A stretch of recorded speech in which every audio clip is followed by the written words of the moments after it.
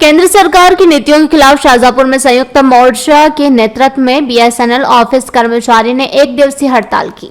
इस दौरान कर्मचारियों ने गेट पर बैठकर विरोध जताया और केंद्र सरकार की नीतियों की आलोचना की। कर्मचारियों ने आरोप लगाया कि केंद्र सरकार बीएसएनएल को निजीकरण की ओर धकेल रही है, जिससे कर्मचारियों की नौकरियों पर खतरा मंडरा रहा है। उन्होंने कहा कि सरकार की नीतियों से बीएसएनएल की सेवाएं प्रभावित हो रही है और ग्राहकों को परेशानी हो रही है। संयुक्त मोर्चा के जिला अध्यक्ष रतनलाल निर्मल द्वारा बताया गया है कि हड़ताल का उद्देश्य केंद्र सरकार को बीएसएनएल के निजीकरण के फैसले को वापस लेने के लिए मजबूर करना है।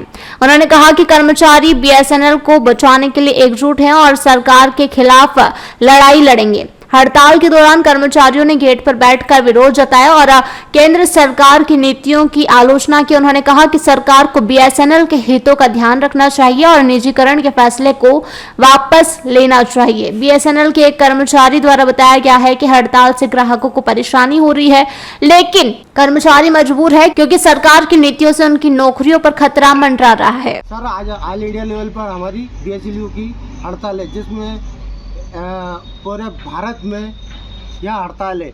हमारी हड़ताल की मांगे हैं, मुख्य मांगे वेतन संशोधन का फौरन निपटारा करो।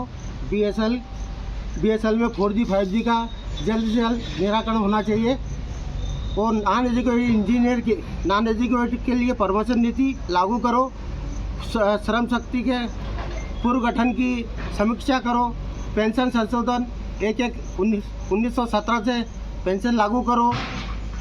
कैजुअल मजदूरों को वेतनमान उनका अभी 8,000 के आसपास है, उनको 26,000 की हमने डिमांड रखी है।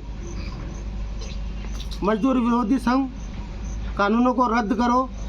सार्वजनिक क्षेत्र के उपकरणों व निजीकरण को बंद करो।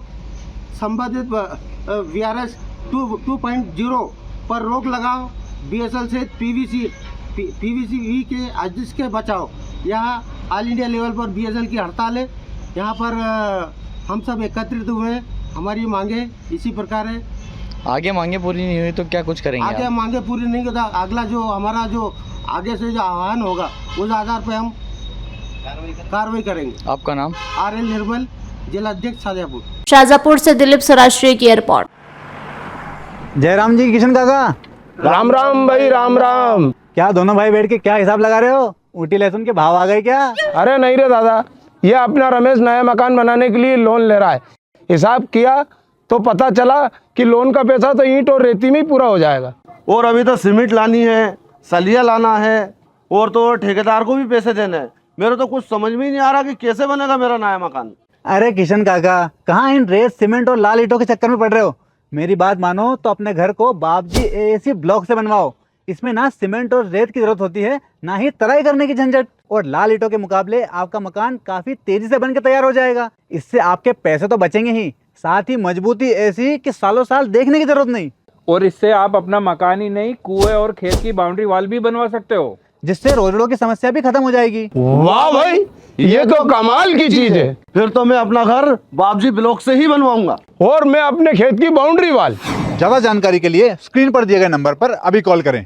बाबजी AAC ब्लॉक्स, स्टील से मजबूती।